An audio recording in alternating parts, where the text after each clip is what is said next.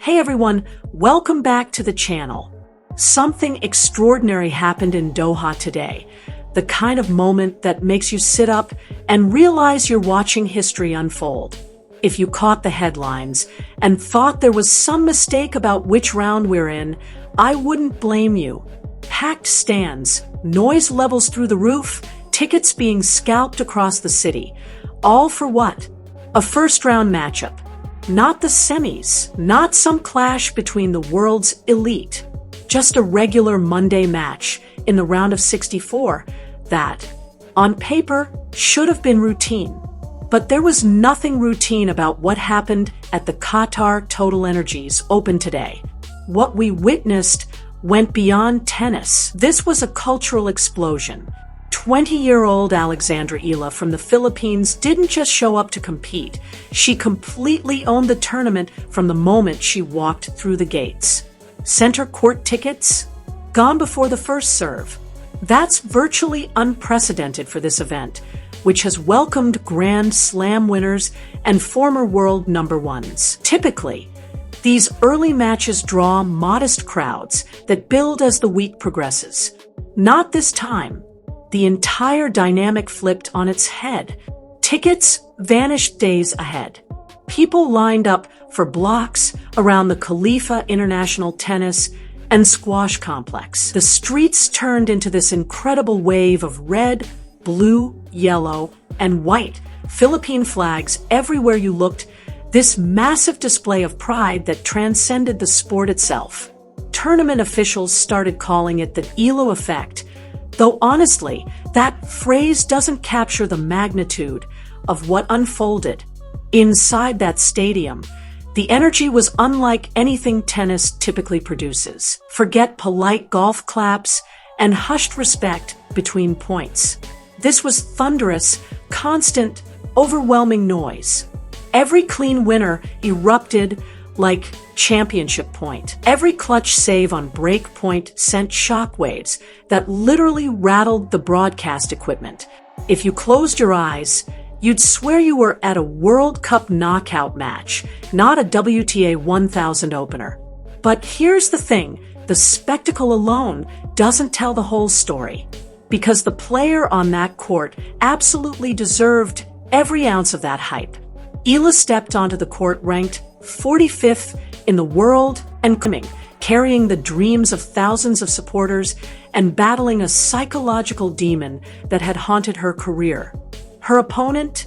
Czech player Tereza Valentova. For anyone who's tracked Eala's journey, that name carries weight. Czech opponents had been her Achilles heel. She'd never beaten one in professional competition. Not once. She'd even fallen to Valentova in straight sets the year before in Japan. The analysts knew it. The odds makers knew it. And now she had to face that ghost in front of a stadium that expected nothing less than victory. Talk about pressure. And you know what? She didn't crack. She obliterated the narrative. She didn't just survive that match. She completely rewrote her own story. From the opening rally, she channeled that crowd energy and weaponized it. Credit to Valentova for competing in what must have felt like enemy territory. But make no mistake, this was Eala's kingdom. The Khalifa complex became a roaring home arena, with thousands of overseas Filipino workers functioning like the world's loudest doubles partner. This matters for tennis as a whole. As the legends from the last generation step away, the sport desperately needs new stars capable of packing stadiums and turning ordinary matches into can't-miss events. Doha might have just found one. Eala possesses something rare, a genuine global connection with a passionate diaspora hungry for representation. This isn't just about winning anymore. It's about emotion, identity, and the power to transform a Monday afternoon into must-see television. To really grasp what happened today, we need context. This one didn't materialize from thin air. It's part of her larger 2026 breakthrough season. That Czech curse wasn't some superstition. It was cold, hard statistics. She came into this match 0-9 against Czech players throughout her professional career, including losses to heavy hitters like Marie Bouzkova and Katerina Siniakova. And yes, Valentova herself. Their previous meeting in Japan, a dominant straight sets defeat.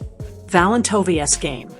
Big serve, flat ground strokes, relentless pace had always rushed Eala's creative, left-handed style. So when the Qatar draw came out, analysts groaned. Eala had just hit a career-high ranking and built serious momentum with a quarterfinal run in Abu Dhabi. Her reward? Another Czech player who dominated their last encounter. But the 2026 version of Eala is fundamentally different. We saw glimpses in Abu Dhabi, more aggression, earlier ball contact, willingness to step inside the baseline. In Doha, that evolution became impossible to ignore. From the first games, her tactics had shifted.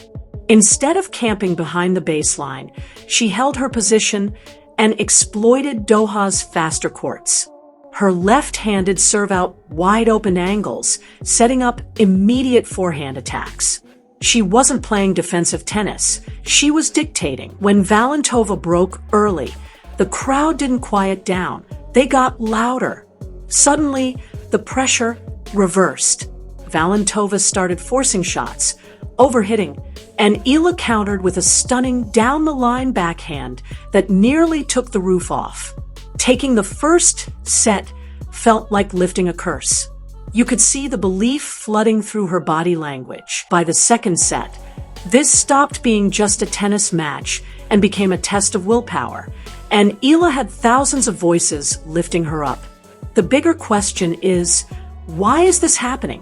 Why is a young player selling out a stadium in Qatar on a Monday? The answer lies in demographics. The Middle East hosts enormous communities of overseas Filipino workers who've supported global sports from a distance for years. Unlike many leagues, tennis travels directly to these hubs. When Eala competes in Abu Dhabi, Dubai, or Doha, she's not the visitor. She becomes the local hero. That creates something tennis has rarely seen, a traveling home court advantage that follows her worldwide. Tournament directors operate businesses. They sell tickets, sponsorships, hospitality packages. For years, early round matches at Middle Eastern WTA 1000 events have struggled with empty seats. It's a known problem. Even top 10 players often compete in front of sparse crowds until the weekend. Eala solves that equation. She activates a passionate, financially engaged fan base that's been waiting for someone to support. When news spread that her first match sold out instantly, it sent shockwaves through the WTA. The geography of tennis fandom is transforming. It's no longer centered on traditional European or American markets. The Asian market, specifically the Southeast Asian diaspora, represents a sleeping giant. Eala is the wake-up call. The financial implications are staggering. If you're running the Qatar Open, you want Eala in your draw every single year. You'll schedule her matches for prime time under the lights to maximize Philippines' TV viewership and local attendance. We might see strategic wild card usage to ensure players with this kind of draw power make the main event. Though to Eala's credit, she didn't need charity this time. She qualified on ranking alone, which makes the story even sweeter. She belongs on merit and dominates at the box office. Let's talk about the actual tennis for a moment, because the quality was outstanding. The pivotal sequence came in the second set at 4-4. Crunch time. Valentova was serving up 40-15, looking comfortable. Then Eala produced 3 consecutive moments of absolute brilliance. First, a defensive lob that kissed the baseline, resetting the point and forcing an error. Next, a forehand return winner off a 180 km/h serve, pure reflex, pure instinct. Finally, on break point, a 15-shot rally where Eala moved Valentova corner to corner, mixing pace, adding slices, using topspin, until Valentova finally buckled and netted a backhand. That break to go up 5-4 was a dagger. The noise was deafening. I honestly don't know how Eala could hear the ball bounce. But she served out the match at love, sealing it with an ace out wide. The handshake was professional, but the celebration was pure emotion. Eala pointed to the flag on her chest, gestured to the crowd. It was this beautiful, symbiotic moment. The crowd lifted her, and she rewarded them by breaking a historic losing streak. This victory accomplishes several things for Eala's 2026 campaign. First, it defends crucial points needed to maintain her top 50 status. Second, it sets up a potential clash with a seeded player in the next round, likely someone ranked in the top 20. Most critically, it destroys the mental barrier against big-hitting Czech opponents. If she can beat Valentova, she can beat Krejcikova. It unlocks a new level of self-belief. We also need to acknowledge the scheduling challenge. Eala played deep into Abu Dhabi just days ago. Doubles semifinals, singles quarterfinals. The travel distance is short, but physical fatigue is real. Still, adrenaline is a powerful force. The energy she absorbed today probably offset any tiredness. However, recovery over the next 24 hours becomes critical. Her coaching staff needs to manage this carefully. Being the main attraction comes with media duties, fan obligations, and emotional exhaustion. Staying grounded after a moment like this can be harder than the match itself. Now, let's look at the bigger Qatar Open picture. With several high-profile withdrawals this week, Sabalenka, Pegula, Krejcikova, the tournament desperately needed a spark, a storyline. They didn't just get a storyline, they got a movement. The Eala phenomenon has rescued the early week buzz. Every news outlet in Doha is covering the Filipino sensation. Local newspapers are running front-page photos of the crowd. This creates fascinating pressure dynamics. Imagine being a top 5 seed playing on court 1 with 200 spectators, while the world number 45 commands center court with 7,000 screaming fans. It disrupts the traditional hierarchy. It forces the establishment to take notice. We've seen similar moments. When Sharapova first emerged, when Li Na brought Chinese audiences into the fold. But this feels different because of the diaspora element. Eala's home is everywhere.